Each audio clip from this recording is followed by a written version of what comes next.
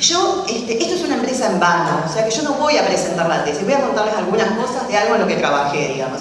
Y lo que quieran acercarse a la tesis está a disposición, por supuesto. Yo quería ser arqueóloga y devine psicóloga, pero no renuncié de todo, porque además Freud dijo que algo teníamos que ver, y me tranquilizó. No renuncié a la dimensión histórica para explicar las cosas actuales.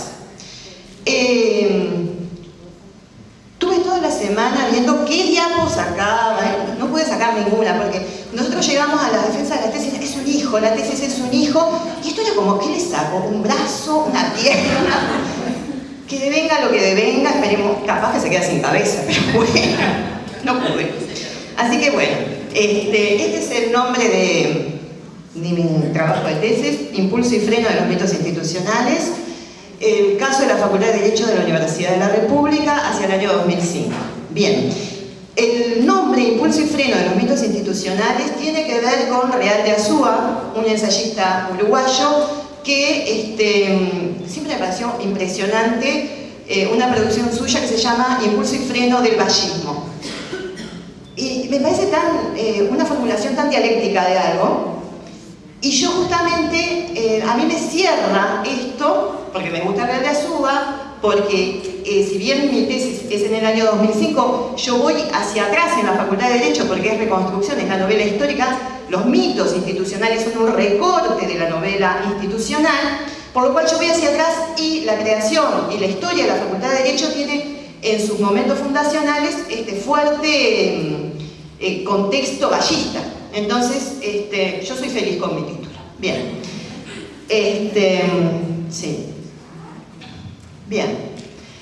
Esto fue lo que yo hice en mi presentación de tesis. Acá no va a pasar eso, así que paso. El problema. Bueno, yo parto de un supuesto que es que los mitos institucionales son estructurantes para el funcionamiento de una institución. Pero esos mitos pueden ser una potencia, pueden ser algo que sirva para ir para adelante, algo en lo que apoyarse e impulsarse, pero por momentos en algunas instituciones, en vez de ser eso, se vuelven todo lo contrario. Y es el mito de campeones, ¿no? El Maracaná y todo lo demás. Bueno, la Facultad de Derecho también tiene su Maracaná.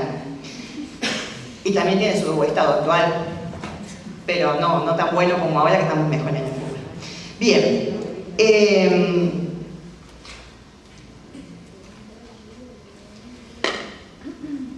Entonces el objetivo es justamente cómo estas formaciones míticas, en este caso en la Facultad de Derecho, inciden en la dinámica institucional actual de ese lugar. Entonces, ¿por qué yo empiezo con esto? ¿Por qué miércoles yo me dedico a la Facultad de Derecho?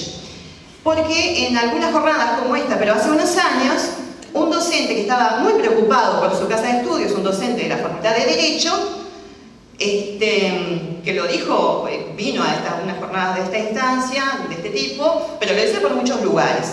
Estaba muy preocupado por lo que le pasaba a la Facultad de Derecho. Sentía que se había perdido algo importante, algo que tenía que ver con su identidad, algo que traía como con su prestigio y que nosotros podríamos decir con su función. Y esto es una viñeta de una de las cosas que él decía, ¿no? Entonces él dice, hemos llegado al extremo de que para explicar problemas jurídicos, electorales, una radio de primer orden, como es El Espectador, lo lleva a Botinelli, quien no es abogado, es politólogo, quien explica al público. Eso en el 70 lo hubiera explicado un constitucionalista. Los abogados en el medio no existimos. La representación de la población de la profesión ha bajado enormemente, en el Parlamento también. No participa la Facultad de Derecho de ningún problema grande, no tiene una presencia. Cuando esta institución es parte de las indagaciones, pero como yo no sé hasta dónde voy a llegar, de la institucionalización del país, de la instalación del Estado moderno uruguayo. Los presidentes, los senadores, los diputados, la clase de élite pasaba por la Facultad de Derecho. ¿Cómo es que ahora los abogados ya no tienen nada que ver, no tienen ese poder, no están en el imaginario, no tienen una repercusión en el medio?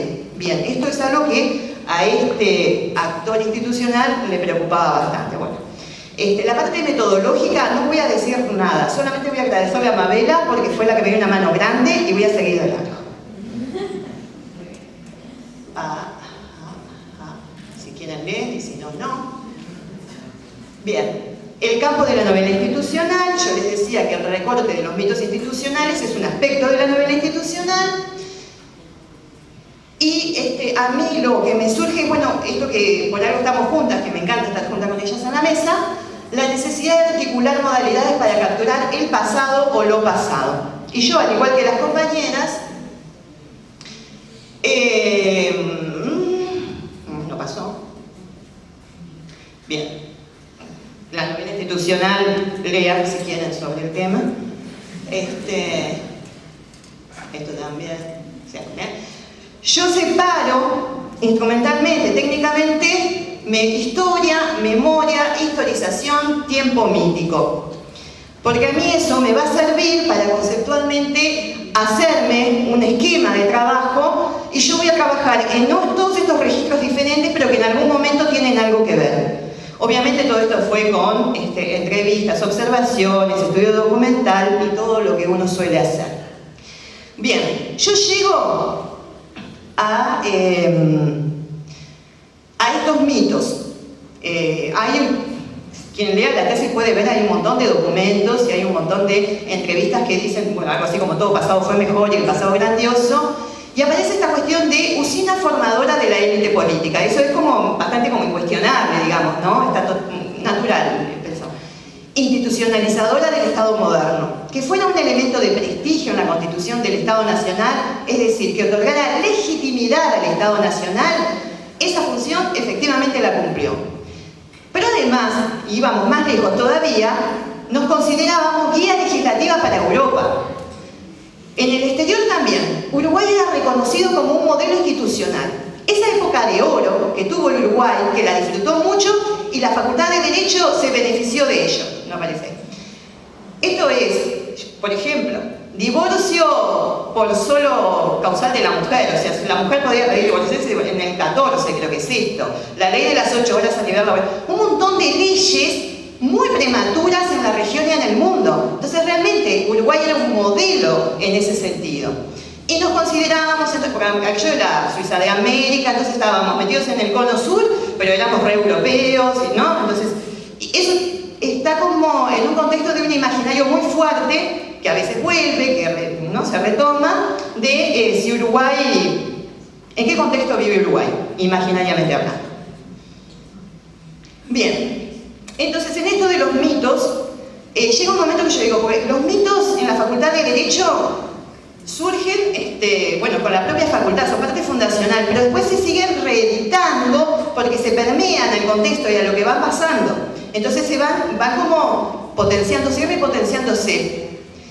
Pero llega un momento que tiene que ver con la crisis social, política, económica del Uruguay, ya en mediados de los años 50 del siglo XX, que esos mitos empiezan a esclerosar, empiezan a no permitir entrada de lo distinto, de lo negativo. Pierden la parte contradictoria, no se reformulan, empiezan a racionalizarse, a esclerosarse, y entonces yo llamo a eso formaciones míticas densas que no permiten que lo que está pasando de verdad en la realidad contextual ingrese. Entonces quedan perdidos en una historia mítica que ya empieza a desprenderse de la actualidad.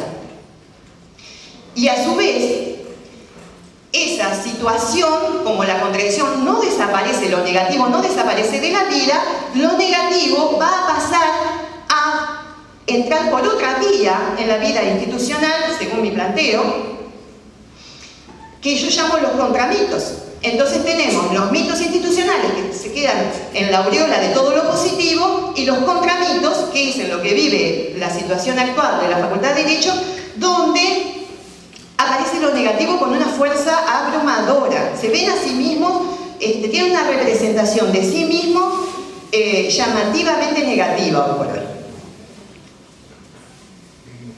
Entonces, pasamos de lo que era la usina formadora de lo mejor del país a decir cualquiera puede ser abogado, la formación mediocre.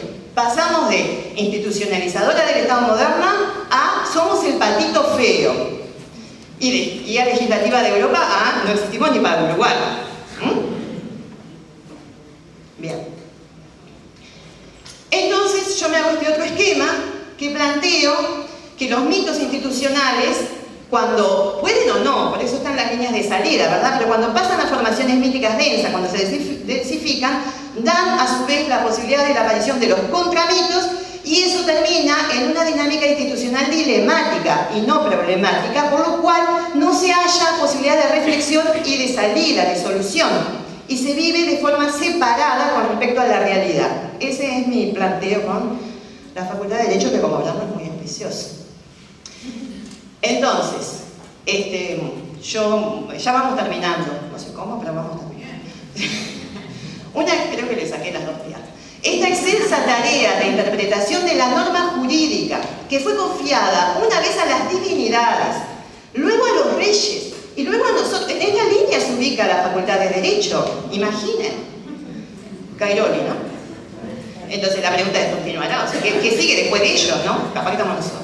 Bueno, aparentemente los sociólogos y los politólogos, que ya se fueron de la Facultad de Derecho, porque estaban antes, uno se recibía de sociólogo en la Facultad de Derecho.